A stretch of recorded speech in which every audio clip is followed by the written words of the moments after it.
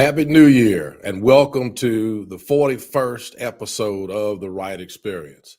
I'm your host and founder of the show, Dr. William T. Wright Jr.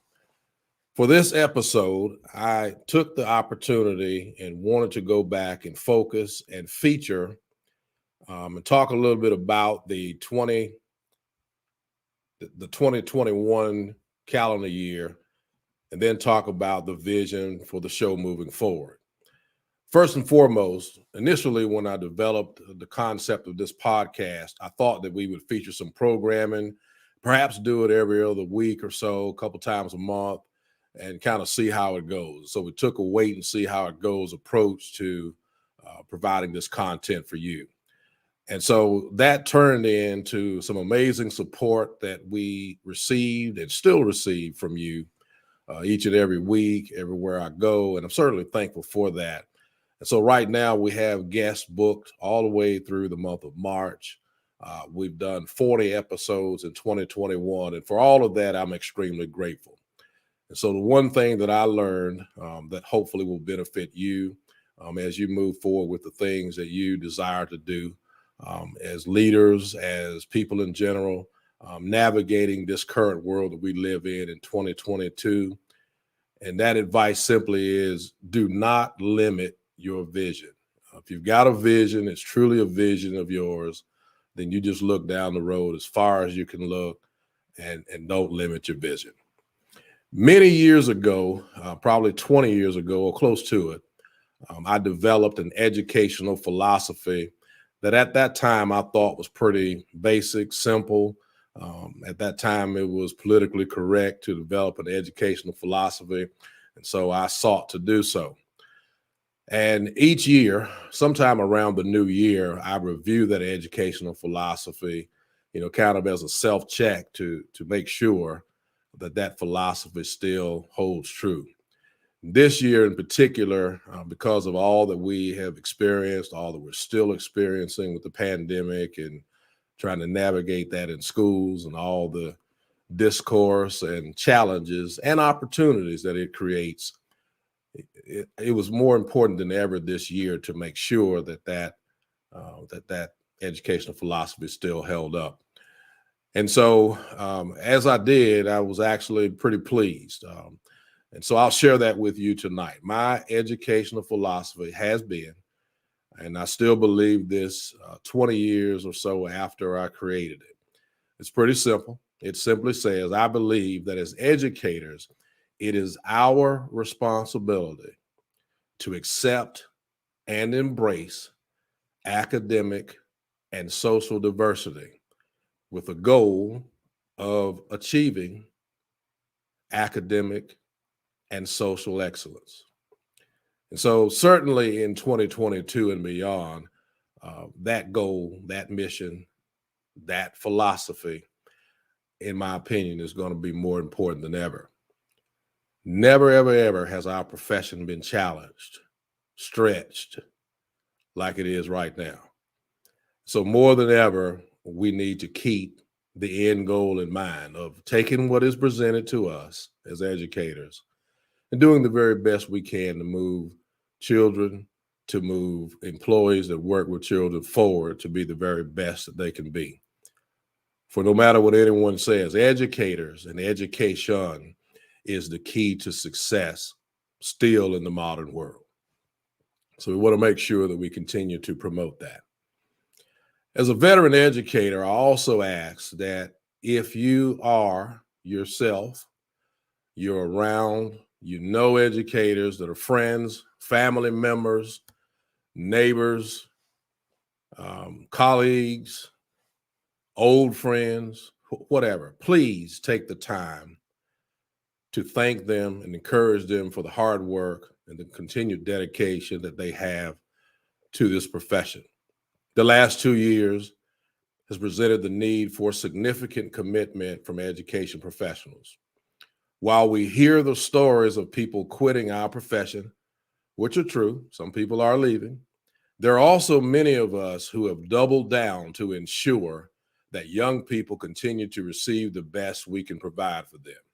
And so those people certainly deserve to be encouraged and celebrated. And please join me in taking those opportunities when you see them in the grocery store or wherever. Just as we do for healthcare professionals, just as this country has always done for the military. And don't stop recognizing those people by any means, but also, if you will, for me, let's add educators to that group, because we sure are in challenging times. People are working really hard. People are trying to provide the consistent education that children need, and we need your support. Now for a little bit of the 2021 recap of the Wright experience and all that we've tried to provide. As many of you know, this podcast is provided on 2 and actually 3 formats currently. Friends of my personal Facebook page get to see the podcast live each week on that page. Some of you are viewing that right now. There is also a Facebook page that has been created, which is hashtagged WRIGHTEXP. So if you go into Facebook and you're interested in working with that page or getting to be a part of that page, you may do so by simply following the ticker at the bottom of the screen, which will be coming up. And that Facebook hashtag is WRIGHTEXP. Additionally, these podcasts are also hosted on my YouTube page, which can be accessed by searching my name on YouTube, Dr. William Wright Jr. And currently that particular page hosts 40 videos at the end of the night tonight. This video, which will be episode 41, will be hosted there, and you can view those at any time. So we thank you for doing that. Thank you for those of you that have chosen to subscribe with us and are following us and all of the wonderful things that you do to make sure that this show continues to move forward. In 2021, our YouTube page yielded just shy of 2,000 views, just shy of 2,000 views in a little bit over 10 months. So I'm absolutely proud of that. The Facebook links yielded even more during the last year. And I'm also proud to announce that between the 2 mediums, YouTube and Facebook, we have close to 500 followers that view this podcast through one of those media that has been presented. Furthermore, each week, additional people hear about what we're doing and choose to like and follow our page, as well as subscribing to us through YouTube.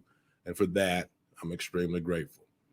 And I need you to continue to help us spread the word about the podcast, and I will work diligently to continue to provide the very best content that I can provide. So let's talk a little bit about 2022. 2022 is going to be a year of diversification for this podcast. I will always continue to provide you with educational leaders because that is the core of what we do on this show. However, starting next week, in fact, we're going to start diversifying our portfolio. It is my intent to always bring you amazing leaders, but this year we're going to branch off and look at occasionally some other professions to give us a more well-rounded view. Educators who listen to this show always want to learn from folks that are good leaders. Leadership comes in all sizes. Leadership comes from different disciplines. And so for us, we just want to learn how to be better leaders. So we're going to take the opportunity to bring you some leaders also from other professions. We're still going to be working with those that serve in education, but we'll branch out a little bit. Also, we're also going to learn starting next week about some amazing opportunities that might get our students or even you excited about other professions and what we can learn to help our students become better citizens, as well as the community at large. January 13th, we're going to hear from a medical records leader who will talk to us about an amazing career that provides the opportunity to work in healthcare without direct patient contact. I'll also have, as the year goes on, former state leaders. I'll have more superintendents, and I'm in the process of contacting some additional leaders in the area of business and civic leadership, just to name a few fields. And always, of course, if you know of good, sound leaders, please reach out to me so that I can give them an invitation to be a part of the Wright experience. In preparation for the show, I sought some questions to answer. We'll try to do those really quickly. This will probably be also the most brief show of the year. Just wanted to get in front of you tonight and talk a little bit about and get you excited about some amazing things that we've got coming. I certainly am excited, and I hope that you are too. So in preparation for the show tonight, here are some questions that were submitted to me, and we'll try to answer those for us really quickly. Question number one, I was asked, how have your past experiences shaped your current leadership position and strategy? So while I could go on for a long time about this, I'll talk about a couple of things that I think have helped me, and then kind of wrap it up with a summation of what I expect out of me moving forward. Because as leaders, of course, you always need to, as good as you think you may have done in the past, you should always expect and have a clear expectation of yourself moving forward. And so I learned that at an early age by observing people in my community and so forth and so on. But as a leader, there are a couple of things that I think really have set me apart. And I think they're important for people that are developing their leadership position. First and foremost, you should always use your past to inform your future. So everything that you do, good, bad, indifferent, mistakes you make, triumphs you have, they should inform your future. So as a leader, even my time as a radio broadcaster, I think that helps me better communicate with community. The fact that I worked in manufacturing for 8 or 9 years helps me understand when I have a parent that comes in and they're trying to get me to understand why they have an issue that needs to be solved, and they work second shift and they can't be there as much for their child as possible. Dr. Wright has worked a second shift job. So I'm really clear on that. My time working in manufacturing as a whole taught me about production and how you expect outcomes, and you work to create awesome staffs, and you don't sit in your office all day, but you get out and you're a part of the process. So all of that formulated the leadership, all of those examples, and there are many more that I could go into, but all of those formulated the examples of the leadership that I have now. You as a leader, the first thing that you want to do is make sure that while you are learning from people and becoming a leader based on the example that people give you, you also want to use your own individual, unique experiences to create the awesome leader that you are. No one can do it better than you for the time and the position and the opportunity that you have. So remember that. Second question that I have tonight is, what has surprised you most about the superintendency? So a couple of things come to mind. First of all, I'm not sure that I really understood, even though I had witnessed it, so to speak, the impact that a superintendent can have in the superintendency. You know about the work that you do to lead staff and students in your district, and you work really diligently to do that. But superintendents are really also community leaders, and I've had the fortune to be able to serve on community committees at the regional and state level, which have allowed me to hold leadership positions in the regional and state level. And so what surprised me about the superintendency is, if you're willing to be vocal, if you're willing to study the issues, if you're willing to make statements to improve education, you really have some opportunities to be able to do that in this profession that are absolutely amazing. The other thing that I think is probably personal about the superintendency that's been not necessarily surprising, but enjoyable, is that once you step out to move to get some things accomplished, people will really jump in and help you. People will really support the work that you're doing as long as it benefits staff and students. And so don't ever forget to, and don't ever make excuses for not doing what you think is best for staff and students. Because at the end of the day, people really want to help you do what's best for your staff, your students, and your community. And so that's certainly been a joy. My third question tonight was, how have you managed to be as successful as you have in the superintendency thus far? First of all, I will say that now that I'm on my second superintendency, I've been extremely blessed. I've worked with some great boards of education, some great communities. I've had great schools, but I also came with some experiences that I think are unique. We already talked about the fact that I worked in radio broadcasting, worked in manufacturing. Um, I've flipped hamburgers at Hardee's.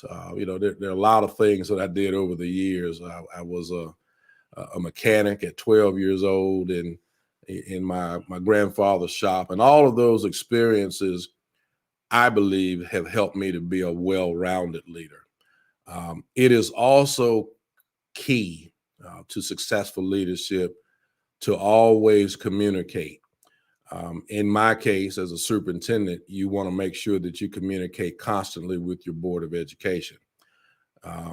Good and bad. There's some situations where you may not even be really comfortable communicating with them, but you still need to do that to make sure that they're informed so that they can help you navigate the work that needs to be done in your school district. So leadership, surrounding yourself with good leadership, making sure you hire good people, and then allow them to actually do the work. It's no good to hire good people and then micromanage them. You want to make sure that you hire good people, oversee that work, nothing wrong with that, but make sure that you leave them room to be able to operate and make good decisions and help you do the work that you do. I also have a personal philosophy that in leadership, no one works for me. I don't use that term. My folks don't hear me say that my assistant superintendent works for me or my executive director works for me.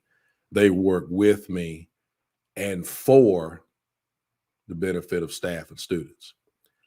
I think that's been very helpful and very important to my leadership, because people tend to rally around you and work a lot harder and a lot more specific for you when they feel like they're a part of a team, as opposed to having to work separate and apart from you.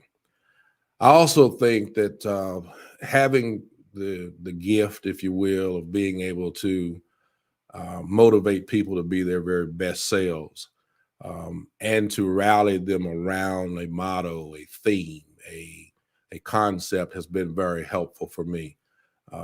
6 years ago, when I arrived here in Hertford County, we developed the vision of being all in for learning.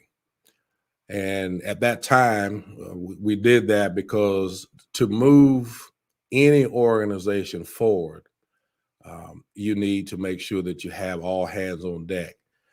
The person who is an indirect instructor, what we call maintenance people, child nutrition worker, they're not in the classrooms teaching, but they are instructors and they do work indirectly to make sure that students have what they need and staff members have what they need. So it is important to me and important to all of us to make sure that those people feel just as important, because they are, as anyone else is in the education profession. So developing concepts and themes and getting people to embrace those themes, I think has been very helpful to me over the years. So as you are leading, once you get in and really assess the district in which you serve, the school in which you serve, the business that you're opening, rally people around a theme, help them understand that this work that we're doing is all inclusive. And for me, I think that's been very helpful in my development as a leader. Next question I have here is, what do you believe are the keys to being a successful superintendent in today's environment, with emphasis on the word today? And I do think that's key. So this is actually year 9 for me as a superintendent total. And first of all, the profession has changed tremendously just in those 9 years. Today, I think it's key, first of all, as I've mentioned, it is key to be an expert communicator, if you will. You've gotta keep communication lines open. You also, particularly now, have to have the ability to adjust on the fly. Superintendency no more is a predictable business. Education no more is a predictable business. It requires us to assess very quickly, make changes pretty quickly, and you have to plan for the unplanned. So as much as we seek to plan and want to have our lists, we also have to plan for the unplanned, because the business of education is changing and continues to change very rapidly. But people can be really successful in the superintendency. It is a great profession. The turnover is pretty quick in the profession. It lasts about 3 years on average. But you can certainly navigate and work through the superintendency for a much longer period of time, provided that you are prepared to do the tough work that is required right now to be a superintendent. And that doesn't matter whether you're in a small district like I am, or if you are about to be the new superintendent of San Diego Unified District. The work is still demanding, it's still challenging, and it requires you to be constantly ready and willing to adjust, to make sure that you're doing what's right for children. As long as you do that, as long as you continue to put children first, make sure you're doing what's right for children, you will be successful as a superintendent. And then the last question that I'll address tonight is question number 5, and it simply says, what do you look for in a leader? So each particular position that I have had the privilege of working to fill over the years, first of all, I look for in a leader fit. So fit is important, and probably most important. So I used to say as a principal, and still believe this even as a superintendent, that sometimes you can have a resident genius. I used to call it a resident genius, but someone who is academically and educationally prepared and experience prepared even, but they may not necessarily fit for the position that you are that you currently have a vacancy for. So first and foremost, fit is probably most important. Secondly, and probably almost right behind that, is marrying yourself to the position. So does the person have the intestinal fortitude to marry his or herself to the position that we're looking for? So those things can sometimes be tested on paper, and then sometimes they are just through observation in your interview process. And speaking of the interview, I'm probably giving away a trade secret now, but from the business world, I took an interview concept that I use in every single interview that I do. So when I'm interviewing leaders, there is a question or two in there generally about that are scenario based, where I ask a person to answer a question based on a scenario, and they're real world scenarios. If I'm interviewing a principal candidate, we give a real life principal situation for them to walk us through. Well, a lot of times when they're answering those questions, I have a process by which I am looking for to see if they identify a situation, if they talk to us about a task, if they identify an action, and then if they clearly state a result, which is called the STAR concept.